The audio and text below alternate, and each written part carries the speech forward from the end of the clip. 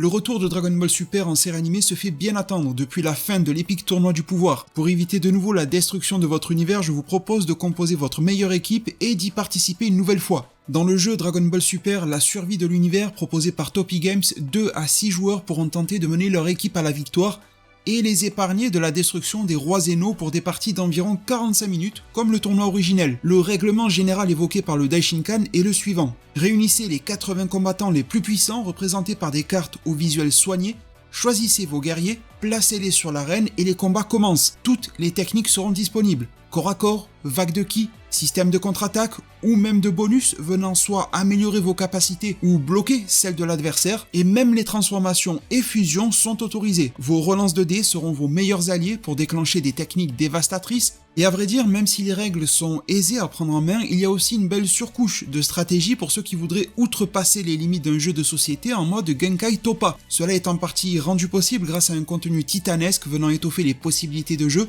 Stratégie et accessibilité peuvent aussi cohabiter. Les plus petits pourront être accompagnés de leurs aînés sur le mode jeu de société en plusieurs tours, et ils pourront aussi faire leur premier pas Dragon Ballesque dans le mode enfant, simplifié les menant à formuler un vœu auprès de Super Shenron si leur nombre de guerriers sur l'arène en fin de partie est le plus élevé. À l'occasion des fêtes de fin d'année, le jeu est en promo sur Amazon et de nombreuses autres boutiques en ligne et en physique le proposent aussi à la vente. Alors comme Gohan dans Super Hero, munissez-vous de votre meilleur PC ou mobile pour l'acheter, soit via les liens fournis en description, ou bien rendez-vous directement en grande surface et boutiques spécialisées en jeux ou jeux vidéo pour vous le procurer directement. Mais attention, j'ai entendu dire que Wisibirus était déjà en chemin pour tester cette nouveauté terrienne entre 2 dégustations de pudding et de pizza, alors n'attendez plus.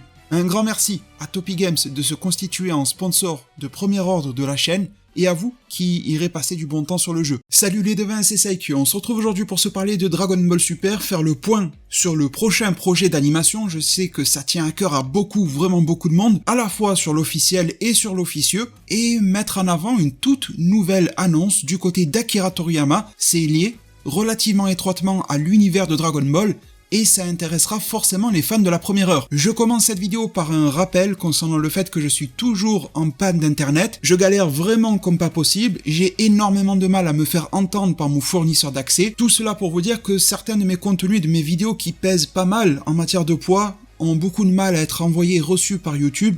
Et ça concerne notamment tout ce qui est review, Bleach, Retsuden, des sujets d'analyse et de débat plus approfondis. Enfin bon, merci énormément pour toute votre force pendant ce moment-là, cette période de bas, j'espère que ça va se résoudre, mais bon, ça me paraît compliqué. Et je souhaite vous parler aujourd'hui de l'avenir de Dragon Ball Super. Tout d'abord, et je le priorise à chaque vidéo, l'officiel. Au niveau de Dragon Ball Super en général, la version manga revient dès le 20 décembre 2022, dans très peu de temps, et nous devrions avoir les premiers leaks et informations officielles qui l'entourent. Ça sera l'arc Super Héros qui commencera par une préquelle, donc avant les événements du film Super Héros, et ça devrait également adapter le film, si l'on a tous bien compris les propos énoncés officiellement, avec donc une reprise mensuelle de chapitres Dragon Ball Super. Concernant le format film, nous n'avons pas grand chose officiellement, le film Super Héros est sorti il n'y a pas si longtemps que ça, le Blu-ray DVD au Japon vient tout juste de débarquer, en France ce n'est pas encore daté, et le prochain film n'a pas vraiment été détaillé, si ce n'est une interview d'Akio Yoku, qui nous avait d'ailleurs annoncé le film Super Héros, nous disant qu'ils étaient déjà en train de travailler sur un prochain projet, mais ils n'avaient pas détaillé si c'était un film, une série ou un autre type de format. En tout cas, ce qui nous mettait la puce à l'oreille concernant le fait que Akio Yoku mentionnait un film, c'était le fait qu'il disait que le projet précédent leur a demandé 5 ans de préparation, donc ils étaient déjà sur le coup du prochain vu le nombre d'années que cela demande. Ça indique un film car généralement un film demande plus de temps de travail et de préparation en amont qu'une série animée. Une autre interview de ce même monsieur Yoku nous disait aussi qu'ils essayaient d'avoir une sorte de rythme de film qui sortirait à peu près tous les 2, 3, 4 ans.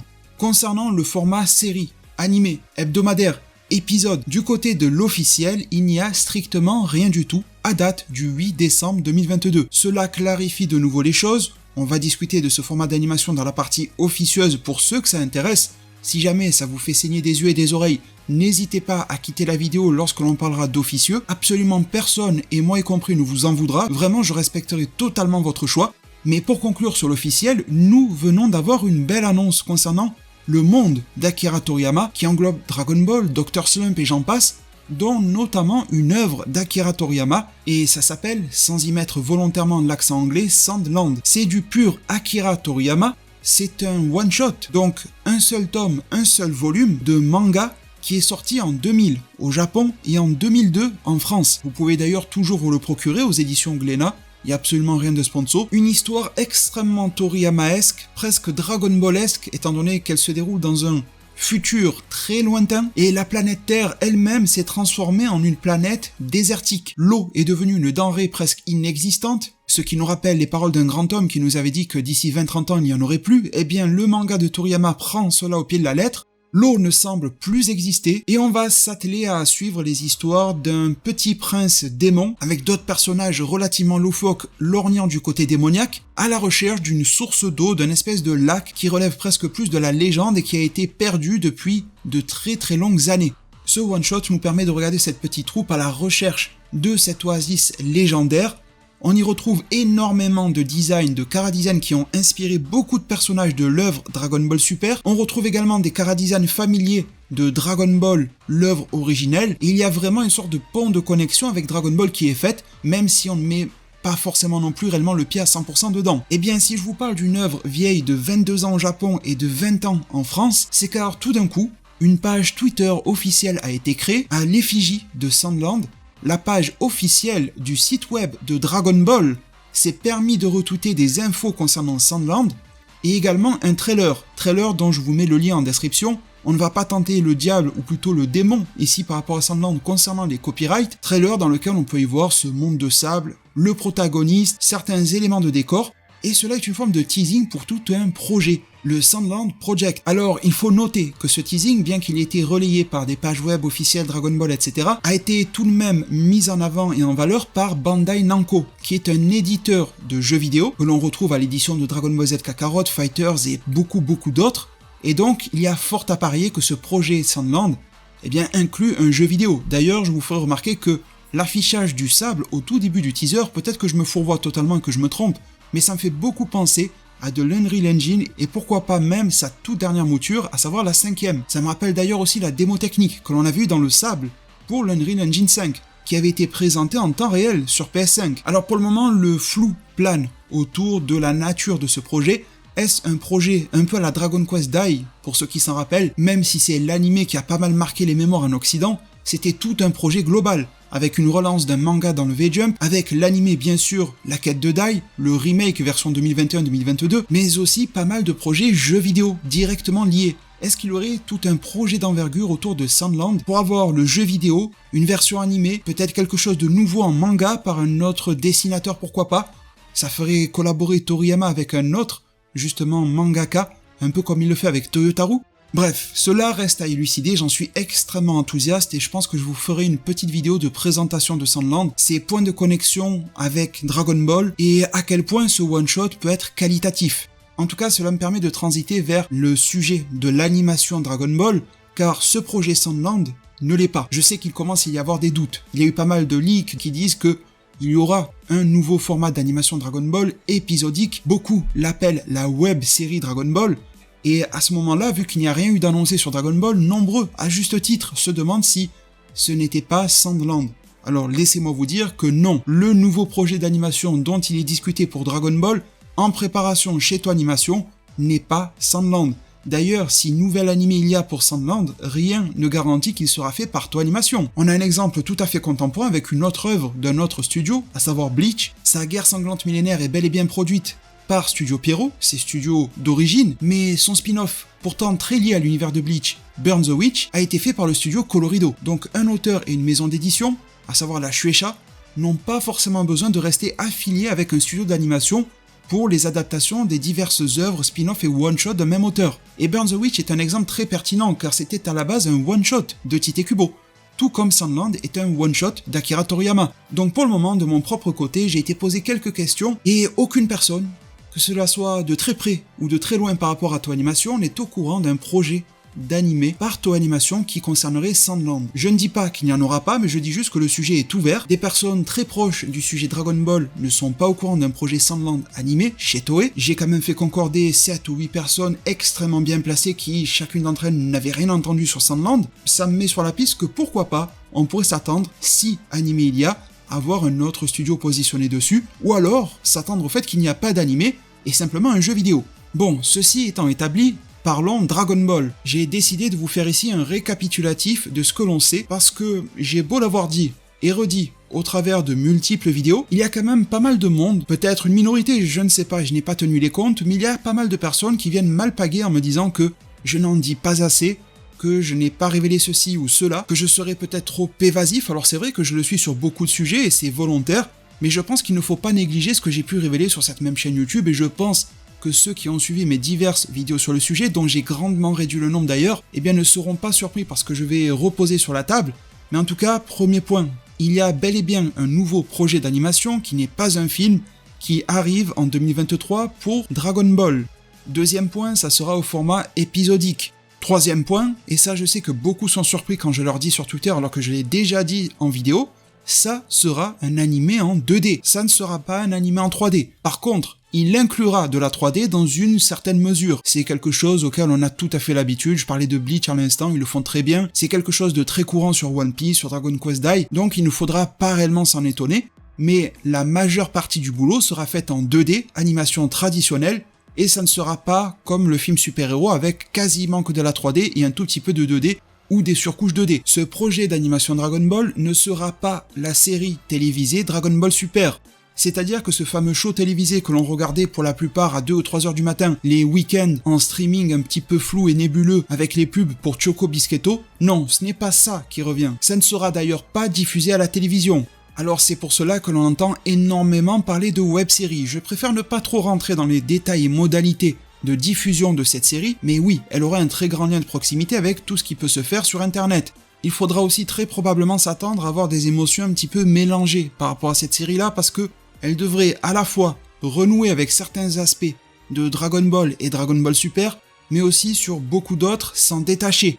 Également, et je ne pourrai pas rentrer dans plus de détails, c'est un projet sur lequel il me semble, au regard de tous les retours que j'en ai, que Toei Animation s'applique dessus. Contrairement à ce qui devait se faire pour 2019, qui était une sorte de projet un petit peu rushé pour surfer sur la vague Dragon Ball Super, j'espère qu'un jour il y aura prescription pour lever le voile avec plus de détails sur la situation 2019, mais en tout cas, contrairement à il y a 4 ans à ce que Toei prévoyait à cette époque-là, on n'est pas dans le rush de sortir du Dragon Ball pour sortir du Dragon Ball parce que ça cartonne et parce que c'est numéro 1. Entre-temps, Toei Animation a réussi à valoriser plus ses autres licences, tout en faisant en sorte de maintenir Dragon Ball sur une bonne partie de son piédestal.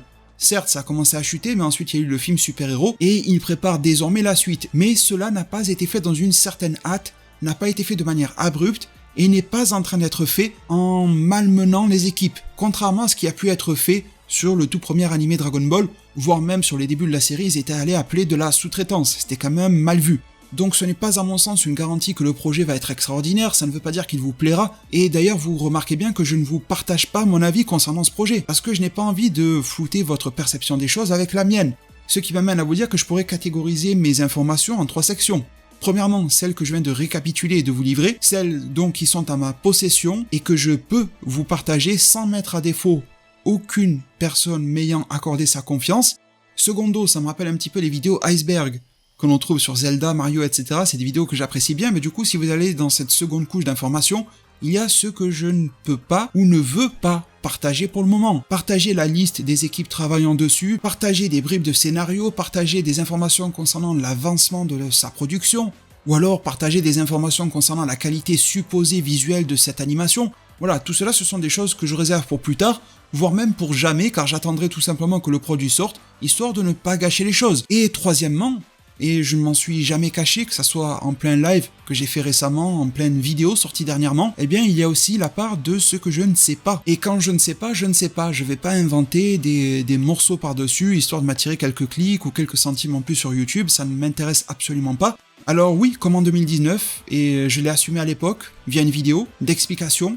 Certains font semblant de fermer les yeux dessus, mais elle existe, et je resterai droit dans mes bottes, même si j'ai la chance de vivre jusqu'à être grand-père. Je resterai fidèle à moi-même et à la vérité concernant ce sujet-là, mais ça n'a pas empêché que le fiasco 2019 se produise. Tout cela pour dire que quand je ne sais pas, également, eh bien je le dis, je ne sais pas. Par exemple, concernant la date d'annonce de ce nouveau projet Dragon Ball, je ne l'ai jamais su, et je ne la sais toujours pas à ce jour du 8 décembre 2022. Alors bien sûr, ça papillonne quelques échos par-ci par-là, mais rien de bien sûr, rien de bien sécurisé, et absolument rien ne me permet d'affirmer que les différents leaks qu'il y a eu là, parce que depuis le mois d'août, on nous dit que ça va être annoncé chaque semaine quand même, eh bien à chaque fois qu'il y a ce type de leak, j'essaye de me renseigner dessus, et je n'ai été en mesure d'en confirmer aucun. Comme je le disais durant un de mes lives récemment, je vous mettrai des liens en description très intéressants pour ceux qui auraient pu rater les choses et qui seraient plutôt bienveillants et qui voudraient en savoir plus sur ces sujets. Mais comme je le disais récemment, ça me paraît quand même étrange que une multitude de personnes extrêmement proches du projet, voire même un petit peu éloignées du projet, ne sachent pas à propos de son annonce, mais qu'il y a toute une flopée de leakers, d'auto-proclamés leakers, qui sont capables de la donner avec exactitude. Bon, pour le moment, aucune de ces dates d'annonce ne se réalise, ça ne m'étonne à vrai dire pas, mais croyez-moi, j'aurais vraiment aimé être celui qui ne sait pas dans cette histoire, parce que ça veut dire que le projet aurait déjà été annoncé. Il y avait des échos aux alentours du 7 décembre, etc. On nous parle ensuite de début décembre est repoussé à fin décembre, bientôt fin décembre sera repoussé à mi-juillet 2023. Bon, c'est pour ça que sur le sujet de sa date d'annonce, vous ne m'entendez jamais parler. Quand je ne sais pas, soit je le dis si la situation se présente comme aujourd'hui, ou alors je ferme ma bouche, ce qui est plus simple. Et il y a beaucoup de choses que je sais sur lesquelles je ferme ma bouche aussi, donc je pense que c'est quand même pas mal en termes de précaution. En tout cas, je trouve malgré tout intéressant de lorgner du côté de la Jump Festa 17 et 18 décembre 2022 sans mettre la barre extrêmement haute, comme ça on se prend pas tous une clim. C'est vrai que pour ce 17 décembre, il y a un compte à rebours par rapport au projet Sandland dont on a déjà discuté au cours de cette vidéo. Il devrait en dévoiler beaucoup plus sur cela à la Jump Festa. Pourquoi pas sur Dragon Ball? Ça peut d'ailleurs être assez frustrant de voir qu'un projet dont on n'a pas entendu parler depuis 22 ans se retrouve avec un compte à rebours pour la Jump Festa, avec un teaser trailer, les officiels qui s'activent autour, tandis que Dragon Ball, bon c'est vrai qu'on a bien mangé sur Dragon Ball depuis les années 80, mais malgré tout sur Dragon Ball, c'est quand même le maître étalon en la matière, il y a rien, pas un seul tweet, pas un seul communiqué officiel, que dalle quoi.